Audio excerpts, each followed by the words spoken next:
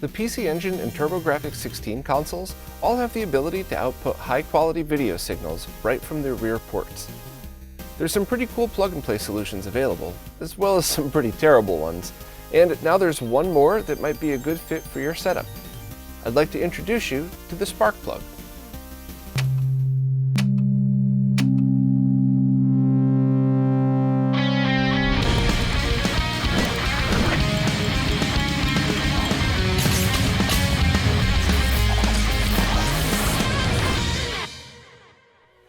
Each model PC Engine and TurboGrafx-16 console came with a different set of outputs depending on which model.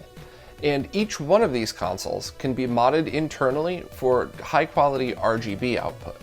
Some of these consoles, such as the Duo and the handhelds, only have an internal option available, as there's no other way to pull these signals. Any of the Core Graphics or TurboGrafx-16 versions should have pins like this on the back that offer raw RGB, audio, and composite video signals. A properly built device can use these pins to get pretty much the same quality output as the internal solutions, but be completely plug and play. The Spark Plug is the latest of these solutions, featuring a board designed by Tianfeng and a case designed by LaserBear, which is being manufactured and sold by Insurrection Industries. At around $50, the Spark Plug isn't cheap. However, it is one of the lowest cost options out there that allows for high quality performance. So let's take a closer look and see what it can do. Unlike some of the lower end plug and play options for these consoles, the circuit on the Spark Plug's board was designed for the exact signals that the PC Engine and TurboGrafx consoles provide. RGBS video signals are passed through an amplifier and brought to the proper levels for the highest compatibility. Audio is also passed through a line amp circuit that was designed to match the exact internal filter that was originally found on PC engines. Then, composite video is shaped with the proper components to ensure a signal that's both safe and high quality. All of these signals are then passed through a Genesis 2 style MiniDIN that outputs the same exact signals as a Sega Genesis. That means any available RGB solution for the Genesis would be compatible, including all RGB SCART cables, the HD Retrovision component video cables, and even the Rad2X HDMI cable. Also, any Genesis 2 composite video cable would work, but please keep in mind that some of these are junk. I bought a few to test, and while most performed fine, some didn't output audio at all, or only outputted through one channel. So to be clear, I'm not trying to say you need to hunt down original Sega composite video cables or anything. Just get something that's mildly decent and avoid those $2 AliExpress cables if you can. The output quality of the Spark Plug should be at least equal to every other high-quality plug-and-play solution that's currently available for the PC Engine or TurboGrafx-16. Here's some footage taken through an OSSC with optimal timings using a shielded RGB SCART cable.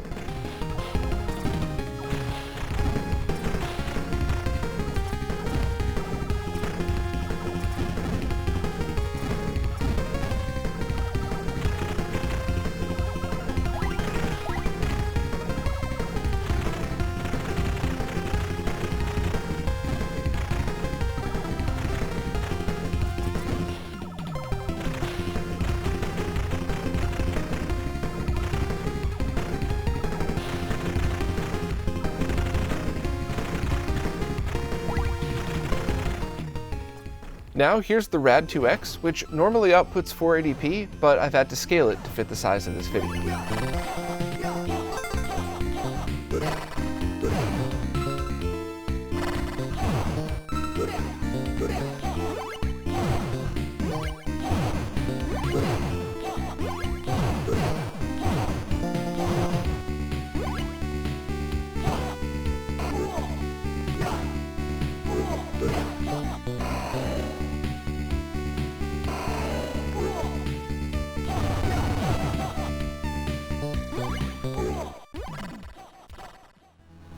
And the composite video output looks good as well. Now, of course, if you're gaming on a flat panel TV, the benefit of going to RGB means that none of the interference that comes with composite video gets scaled as well, so you get an overall clearer and sharper image. However, if you're using a CRT, composite video is a perfectly good signal to use. And having both options available on the spark plug means that if you wanted to, you could game on RGB through a scaler and then switch to composite video if you were ever in the mood to game on a CRT. Either way, the fact that there's both options is really cool in my book. It's important to note that many PC Engine and TurboGrafx-16 consoles output interference commonly known as jailbars. This has nothing to do with the spark plug and is even an issue on all internal RGB mods. Luckily, the fix is pretty easy. Just replace 2 capacitors on the motherboard and the jailbars should be completely gone. Console 5 sells kits for this and has info on installation for every board revision. Another issue you might run into with these consoles is sync compatibility. Some Sony BVM monitors, as well as a few other devices, don't really know how to process the weird sync signal that all PC Engine and TurboGrafx-16 consoles output. I wanted to briefly mention it both to warn people and to ensure that this and the jailbar issue is not the fault of any of these plug-and-play or even internal mods. They're issues with the consoles themselves. Now, there's a few devices in the works that'll potentially fix the sync issue, but you'll always need to do some kind of internal mod if your console is one of the ones that have jailbars. Overall, the spark plug is an awesome device that works exactly as you'd hoped, but it might not be the best fit for everybody's setup. I did a video a few years ago talking about different solutions for the PC Engine and TurboGrafx-16, and the video is actually still 100% relevant, and the only thing I would have changed about it is adding the spark plug to that lineup of different devices. But a very quick rundown of that. There are certain sellers that make RGB mods inside a cable itself that are very high quality that you could pick up. There's also a bunch that are not high quality, so you need to make sure to check that you're buying it from the right seller. There's the DB Graphics Booster, which allows simultaneous S-Video, composite, and RGB output. That's the device I showed earlier without its case on. And while that's more expensive than the spark plug, that might fit your setup even better. There's a very expensive DVI device that's actually a true digital output solution for the PC Engine and TurboGrafx that outputs perfect quality 720p and even emulates optical drives, but it's very expensive and might not be the best fit for most people. And of course there's the SSD S3, which is not only an audio and video output device, but it's also an optical drive emulator and a ROM cart all built into one. There's also the internal RGB mods for people, which sometimes that might be a better fit. You could definitely get a factory looking finish on there, and you can do all of them as no-cut mods, but of course if you have multiple consoles, then you would have to have multiple RGB mods. Whereas a plug-and-play device like this, if you had, say, a SuperGrafx, a CoreGrafx, and a TurboGrafx, you could just use one of these solutions on all of those devices. So please check out that other video, see which one's the best fit for you, and hopefully there's something out there that'll fit your setup exactly as you'd hoped. Well, that's it for this time.